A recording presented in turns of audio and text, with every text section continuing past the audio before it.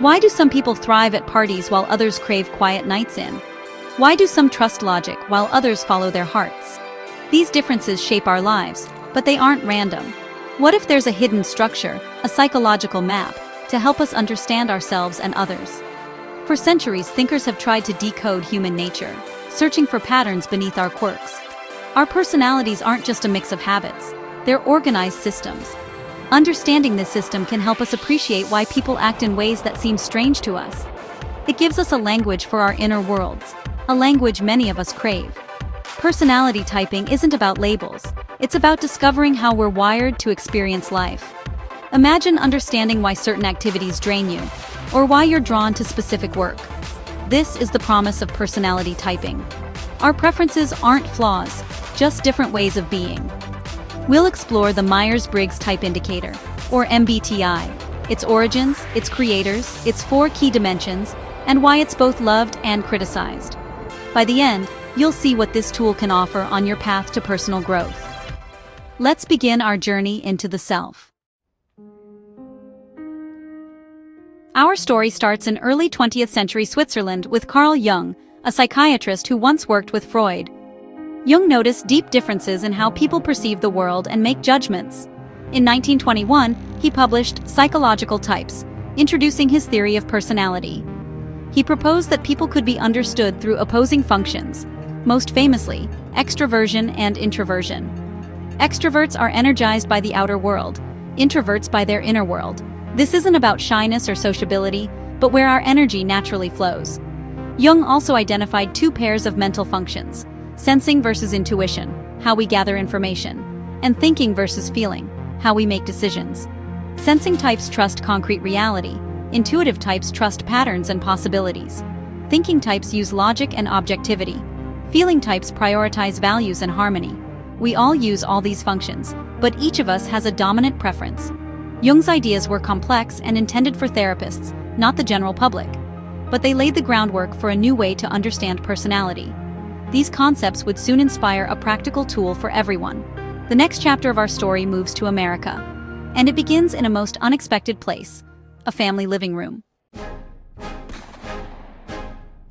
In America, Catherine Cook Briggs was fascinated by human nature, developing her own theories about personality. Everything changed when she read Jung's work. She saw her observations reflected in his ideas. Briggs abandoned her own system and dedicated herself to mastering Jung's theories. Her daughter, Isabel Briggs Myers, shared her passion. Isabel, a political science graduate and novelist, saw people struggling in mismatched jobs during World War II. She wondered, what if a questionnaire could help people find work suited to their personality? This idea became her life's mission. Together, mother and daughter created the Myers-Briggs Type Indicator. They wrote and tested questions, refining their tool in their living room. Their goal: to make Jung's complex theories accessible to everyone. They wanted to help people understand themselves and live more authentic lives. The MBTI was born, not in a lab, but in a home, out of a desire to help ordinary people. Their work would soon change how millions see themselves. But first, let's explore the 4 key dimensions they identified. The first MBTI dimension asks, where do you get your energy? Extroverts, E, are recharged by the outer world, people, action, and new experiences. They think best while talking and thrive in lively environments. A perfect night for an extrovert might be a big dinner with friends. Introverts, I, recharge alone, reflecting on ideas and experiences. They prefer deep conversations or quiet nights in. It's not about being shy or outgoing, but about what energizes you. Most of us have both sides, but one is usually dominant. Understanding this can explain why some activities drain you while others leave you refreshed. It's a preference, not a rule. Everyone needs both solitude and connection. Recognizing your type helps you seek out environments that truly refuel you. It's the first step to understanding your unique energy. So, are you more like a solar panel or a rechargeable battery? Let's move to the next dimension: how you see the world. The second MBTI dimension is about how you take in information.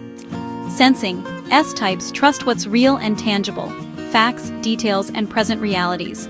They're practical, observant, and grounded in the here and now. In meetings, they want hard data and clear plans. Intuitive N types focus on patterns, possibilities, and the big picture. They're imaginative, future-oriented, and comfortable with abstract ideas. In the same meeting, they ask, "What if?" and dream up new approaches. Sensors may see intuitives as unrealistic. Intuitives may see sensors as stuck in details. Both perspectives are valuable. One grounds us, the other inspires innovation.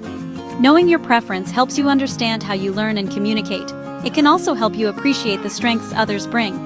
Are you drawn to what is, or what could be? Next, let's see how you make decisions.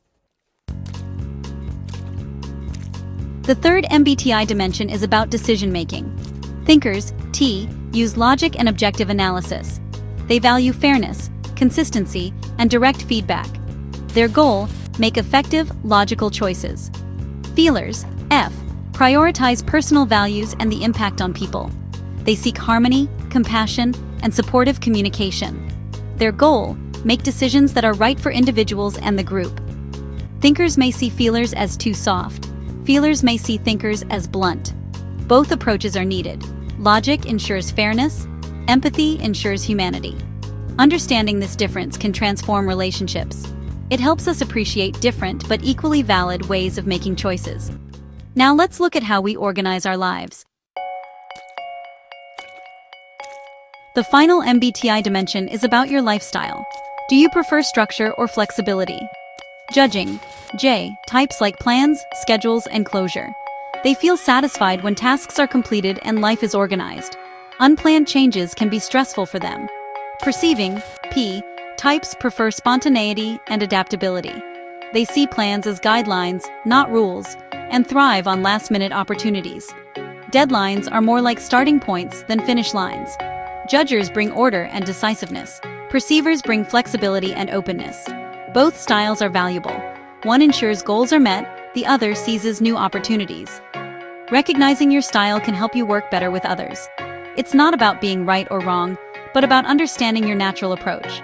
Are you the planner or the improviser? With these 4 dimensions, we get 16 unique personality types. Let's take a quick look at how they come together. Combine the 4 MBTI dimensions and you get 16 personality types, each with a unique 4-letter code. For example, ISTJ, introverted, sensing, thinking, judging, is dependable, systematic, and thorough. They're the backbone of organizations, but may resist change. ENFP, extroverted, intuitive, feeling, perceiving, is creative, enthusiastic, and inspiring. They motivate others, but may struggle with routine. Each type has strengths and blind spots. There's no best type. Diversity makes teams stronger. The MBTI helps us see how different personalities complement each other. It's a tool for understanding, not a box to limit us. But, is it a perfect mirror? Let's explore the debate.